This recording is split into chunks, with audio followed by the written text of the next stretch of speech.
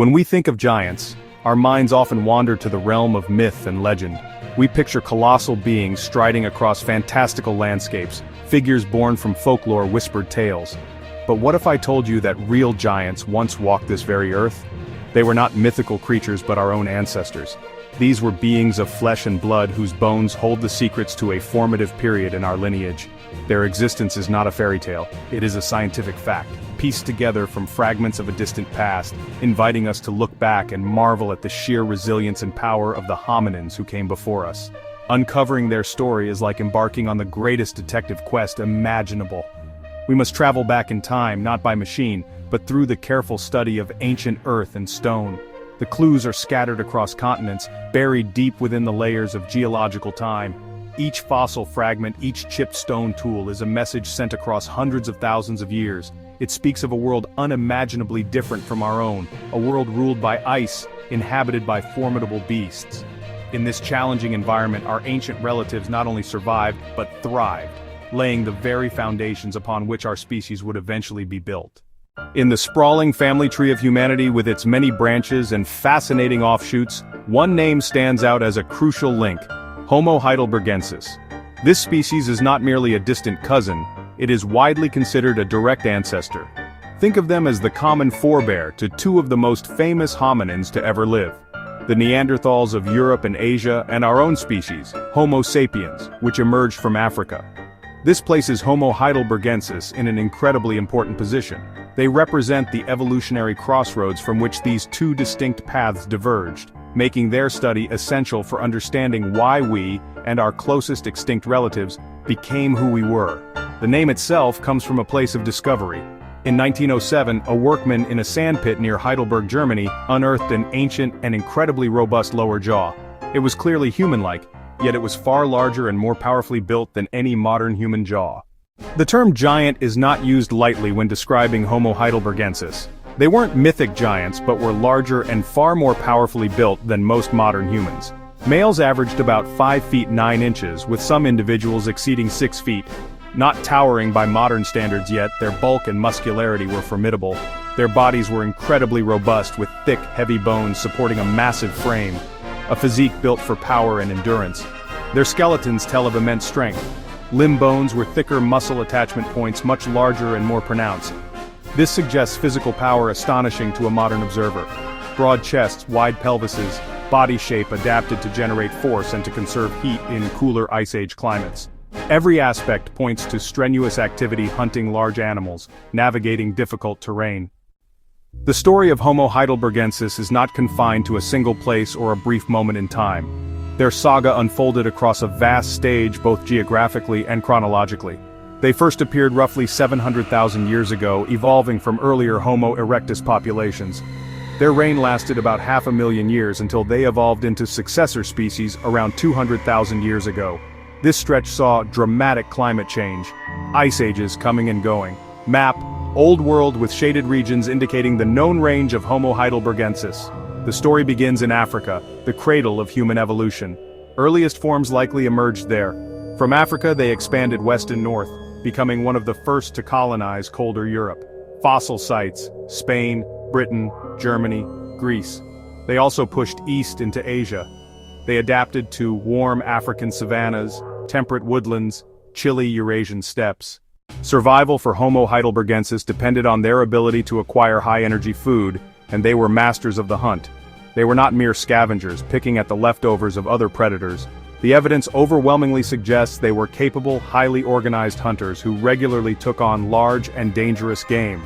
Animals like wild horses, deer, even colossal straight-tusked elephants, and rhinoceroses were on their menu. Bringing down such powerful prey would have been impossible for a single individual, no matter how strong. This points to one of their most significant advancements: cooperative, strategic hunting. The key to their success lay in their intelligence and their tools. Homo heidelbergensis were skilled creators of Acheulean stone tool technology. They inherited and refined these tools from Homo erectus. Their signature tool was the hand axe, a teardrop-shaped implement chipped from stone. Used for butchering carcasses, used for chopping wood, used for digging for roots.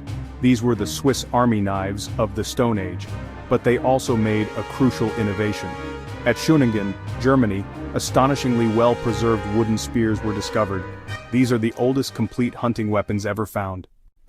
Beyond the hunt, another revolutionary technology came to define the world of Homo Heidelbergensis: the control of fire. While earlier hominins used fire opportunistically, Heidelbergensis began to control it consistently. At Gesher Benot Yaakov in Israel, dated nearly 800,000 years ago, archaeologists found hearths.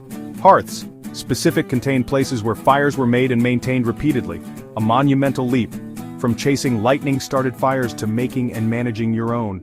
The control of fire changed everything. It provided a reliable source of warmth, a crucial advantage for a species pushing into the colder climates of Ice Age Europe. A campfire would have been the heart of any camp, a place to gather and find shelter from the biting cold. It also offered protection. The light and flames would have kept dangerous nocturnal predators at bay, transforming the night from terror into relative safety and social bonding. The hearth became the first true home, a focal point for the community where the group could rest and feel secure. Homo heidelbergensis stands as the common ancestor from whom both Neanderthals and modern humans, Homo sapiens, evolved. By comparing the three species, we can trace the fascinating divergence of our family lines. The populations of Heidelbergensis that lived in Europe and Western Asia faced the recurring cold of the Ice Ages. Over hundreds of thousands of years, they gradually adapted to these harsh conditions, evolving the specialized features that would come to define the Neanderthals. Stocky build, short limbs, large nasal cavity, all adaptations for conserving heat and warming cold air. Meanwhile, the populations of Homo heidelbergensis that remained in Africa faced a different set of environmental pressures. The African climate was generally warmer and more variable. Here, the evolutionary path led towards a different set of adaptations. The hominin form became taller, more slender, and better suited for traveling long distances and dissipating heat. Their faces became flatter, the brow ridge shrank, and the brain case became more rounded, eventually leading to the emergence of anatomically modern Homo sapiens around 300,000 years ago. So, while we are all descendants of Heidelbergensis, our separate evolutionary journeys on different continents shaped us into distinct forms. When we place the skulls of the three species side by side, the family lineage becomes clear. Our understanding of Homo heidelbergensis is built upon a collection of precious fossil discoveries. They are scattered across the Old World. Each find adds a new piece to the puzzle, giving us a clearer picture of their lives. After the initial discovery of the Mauer jawbone in Germany in 1907, the search was on. One of the most significant early finds came from a quarry in Boxgrove, England. There, a massive tibia, a shin bone, and 2 teeth were discovered, dating to around 500,000 years ago. The sheer size of this tibia confirmed the powerful, robust build of the species, and provided a glimpse into the lives of Heidelbergensis, who inhabited ancient Britain. Perhaps the most spectacular trove comes from Cima de los Huesos, the Pit of Bones in Spain. Deep within the cave system, archaeologists uncovered remains of at least 28 individuals of all ages. This collection, dating to around 430,000 years ago, is the largest single accumulation of pre-modern human fossils ever found. The skeletons are remarkably complete, allowing scientists to study the full anatomy of Homo heidelbergensis in unprecedented detail. The presence of so many individuals in one deep pit has led to a fascinating debate. Could this be evidence of the earliest known intentional disposal of the dead, a precursor to burial? In Africa, a key fossil is the Kabwe skull, also known as the Broken Hill skull, found in Zambia in 1921. The importance of Homo heidelbergensis in the grand narrative of human evolution simply cannot be overstated. They were not a failed experiment or an evolutionary dead end. They were a profoundly successful and transformative species whose legacy is written directly into our own DNA and the very fabric of human culture.